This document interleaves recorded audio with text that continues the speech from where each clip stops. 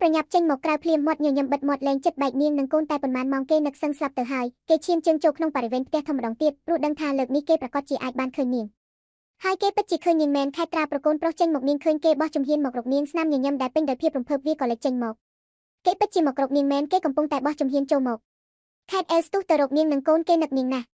់តែស្នាមញញឹមគេធ្លាក់ចុះវិញពេលដែលមនុស្សមានអំណាចក្នុងផ្ទះនេះចេញមកចាប់ដៃកូនស្រីមិនឲ្យដើរមករកគេខេវិនងាកមកមើលមុខអេយ៉ាងមាំយើងប្រាប់ឯងហើយមែនទេកុំចូលមកផ្ទះយើងម្ដងទៀតឯងលែងចង់រស់មែនទេខេវិនទាញកាំភ្លើងមកខ្ជង់អេលម្ដងទៀតប៉ាកុំអីប៉ាកូននៅឲ្យស្ងៀមទៅមានត្រាទាញកូនស្រីនឹងចៅមកវិញអេបញ្ឈប់ដំណើររបស់ខ្លួននៅសល់តែប្រហែល10ជំហានទៀតប៉ុណ្ណោះគេបានទៅដល់នាងនឹងកូនហើយតែក៏ត្រូវឈប់នៅមួយកន្លែងសិនខ្ញុំមកយកកូនប្រពន្ធខ្ញុំទៅវិញប៉ុណ្ណោះងាយយ៉ាងនេះហាអេមិននិយាយតែគេបោះជំហានចូលមកមួយជំហានទៀតយើងបាញ់ឯងពិតមែនហើយខេវិននិយាយព្រមទាំងតម្រង់ចំកណ្ដាលថ្ងាសគេមិនព្រិច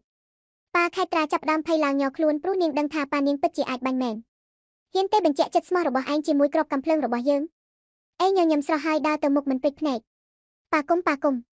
សំឡេងក្របកាំភ្លើងបានបាញ់ចេញទៅបន្តបន្ទាប់គ្នាលាន់ឡើងខេត្រាឈរអបកូនឡើងញ័រតូចត្រើត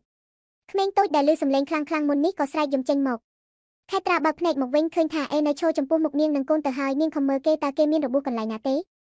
ខេវិននិងអេសម្លឹងមុខគ្នាបែបមនុស្សប្រុសដូចគ្នាមើលគ្នាដឹងមុននេះគឺគ្រាន់តែជាការសាកល្បងសម្រាប់គេប៉ុណ្ណោះវាមិនមែនបង្ហាញថាគេក្លាហានទេតែវាបង្ហាញថាគេនឹងបោះជំហានមករកនាងបើទោះជាត្រូវប្រឈមនឹងការស្លាប់ក៏ដោយ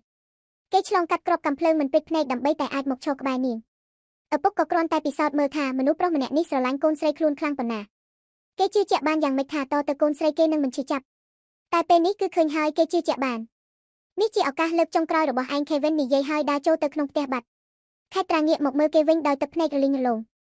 អេលើកដៃជូតទឹកភ្នែកឲ្យហើយថាបថ្ងាសនាងថ្នមអស់អីហើយអូនកុំយំអីប៉ាក្មេកឃើញបងអាចស្លាប់បានណាខេត្រាអស់សំណើចឲ្យកូនមកបងមកមុននេះភ័យខ្លាំងមែនទេកូនឆ្លាតប៉ាមិនអីទេខេត្រាសម្លឹងមើលឪពុកកំពុងតែលួងកូនដោយខ្សែភ្នែកស្រទន់ចូលទៅក្រសោបគេថ្នមសំបីតែអេក៏ភ្ញាក់ដែរអរគុណដែលមករកអូនហឹកអរគុណពិតមែនអេញញឹមហើយងាកមកនាងវិញគ្រួសារតូចមួយឪពុកម្ដាយកូនកំពុងតែក្រសោបគ្នាពេញដោយក្តីស្រឡាញ់និងនឹករលឹកពិភពលោកនេះកំពុងតែបំពេញនៅចន្លោះដែលនាងនិងគេខ្វះខាតហើយនៅក្នុងពេលនេះយោធាស្កប់ស្កល់ជាងពេលណាទាំងអស់ព្រះរាជវាំងខៃត្រឡប់មកវិញដោយសភាពហត់នឿយព្រោះគេនៅចិត្តព្រះអង្គរហូតបើព្រះអង្គមិនសម្រាកគេក៏មិនបានសម្រាកដូចគ្នាតែភាពនឿយហត់ហាក់រលាយបាត់អស់ភ្លាមពេលស្រីតូចរត់មកយកគេទាំងញញឹមបងខេតមកវិញហើយមែនទេខៃឃើញស្នាមញញឹមអ្នកខ្លះស្អាតពេកក៏នៅឈរមើលសិនមកហើយយ៉ាងម៉េចម៉ូរ៉ាលើកដៃខ្ទប់មាត់រំភើបពេកកូនបងខេតគេស្រីប្រុសទៅខ្ជូតប៉ុណ្ណាទៅណោះម៉ូរ៉ាគ្រាន់តែគិតក៏សប្បាយចិត្តដែរមនុស្សប្រុសបេះដូងថ្មមើងមាត់ខ្លាំងតែត្រូវមកកលីព្រោះតែស្នាមញញឹមចេញពីចិត្តរបស់នាងខៃមិនទប់អារម្មណ៍ខ្លួនឯងទៀតទេគេទប់មកទាំងពីនាងនៅក្មេងមកម្លេះពុកសុំនឹងទៅធ្វើការមកយូរថ្ងៃផងចិត្តនឹកនាងស្ទើរឈួតទៅហើយទើបគេអានមុខទៅថាបមាត់តូចដែលកំពុងតែសើចនោះធ្វើឲ្យម៉ូរ៉ាភ្ញាក់ផ្អើលគាំងនៅមួយកន្លែងកូនព្រះអង្គសប្បាយចិត្តយ៉ាងនេះទៅហើយចុះទម្រាំតែកូនយើងម៉ូរ៉ាថយក្រោយភ្លាមមុខឡើងក្រហមញ៉ាំបងខៃបងនិយាយអីនៅមិនដឹងទៀតហ៎យើងចាំនាងយូរណាស់ទម្រាំធំដឹងក្តីប៉ុណ្ណេះចង់ឲ្យយើងចាំរហូតខ្លាចជាតាមែនទេម៉ូរ៉ាញញឹមពេលចាប់ដើមយល់ន័យរបស់គេអ្នកណាមកសារភាពកាច់ចឹងនោះក៏គួរតែមានផ្អែមល្ហែមខ្លះដូចជាបងស្រឡាញ់អូនម៉ូរ៉ាអូនស្រឡាញ់មនុស្សប្រុសមាត់អាក្រក់ដូចបងទេខៃនិយាយកាត់ម៉ូរ៉ាជាមួយប្រយោគដែលនាងមិនរំពឹងថាបានលើចេញពីបរិសម្នាក់នេះប៉ុណ្ណឹងផ្អែមហើយឬនៅផ្អែមខ្លាំងណាស់មិនទាន់ឆ្លើយសំណួរគេសួរទេម៉ូរ៉ាញញឹមអៀនតាំងពីក្មេងតែស្ដីដែលថាកន្លងមកគ្មានអីក្រៅពីចង់ឃើញនាងល្អទេតែមាត់នេះវាផ្អែមមិនចេញទើបចេះតែសម្លុតនឹងគំរាមគេក៏ដឹងដែរថាគេមាត់អាក្រក់រហូតដល់នាងចេះតែរត់គេចតែនាងរត់គេចប៉ុណ្ណាក៏បានព្រោះគេច្បាស់ណាស់ថានាងទៅដល់ណាគឺមានគេនៅត្រង់នោះគេនឹងតាមនាងរហូតមិនហត់នោះទេ5 ខែក្រោយមកកោះអេឡែនខ្យល់សមុទ្របក់មករំភើយសម្លេងរលកបក់រវិចជំហានតូចរបស់ខេត្រាដើរចេញមកឈរនៅមាត់ឆ្នេរស្នាមញញឹមលេចឡើងនៅលើមុខស្អាតរលោងភ្លាមនោះចង្កេះតូចត្រូវបានអ្នកណាម្នាក់មកក្រសោបពីក្រោយមិនបាច់ប្រាប់ក៏ដឹងថាជាស្វាមីកំហួចរបស់នាងដែរកន្លះឆ្នាំហើយទម្រាំបាននាំអូនមកលេងកោះការងារបងរវល់ពេកសុំទោសខេត្រាបែរទៅរកគេទាំងញញឹមពេលនេះបានមកហើយតើអេរិកគេងហើយមែនទេគេងហើយតោះទៅធ្វើការអីយកប្អូនឲ្យអេរិកនោះអីបងរកឈ្មោះដាក់ឲ្យកូនរួចហើយខេត្រាទះទ្រូងគេមួយដៃចូលលើមណាស់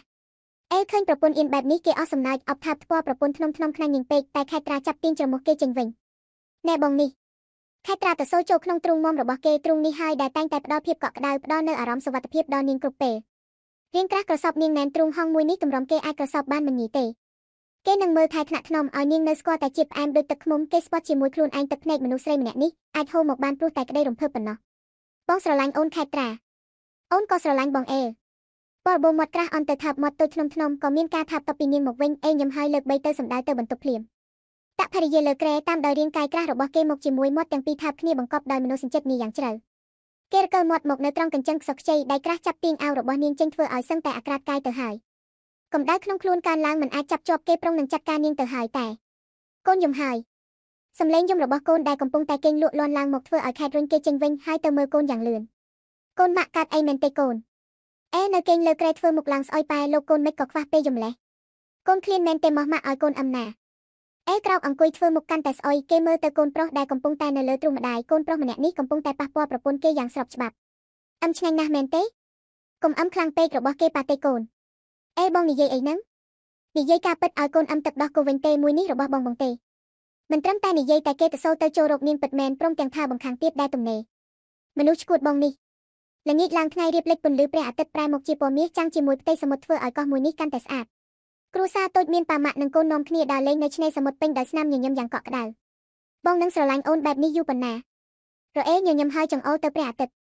រហូតដល់ព្រះអាទិត្យលែងរះមកវិញគេឆ្លើយយ៉ាងជឿជាក់ព្រោះគេដឹងថា10ជាតិរបស់គេទៅមុខទៀតក៏ព្រះអាទិត្យនៅតែបន្តរះមិនឈប់ខែត្រាញញញឹមស្កប់ស្កល់ជាមួយក្តីសុខមួយនេះ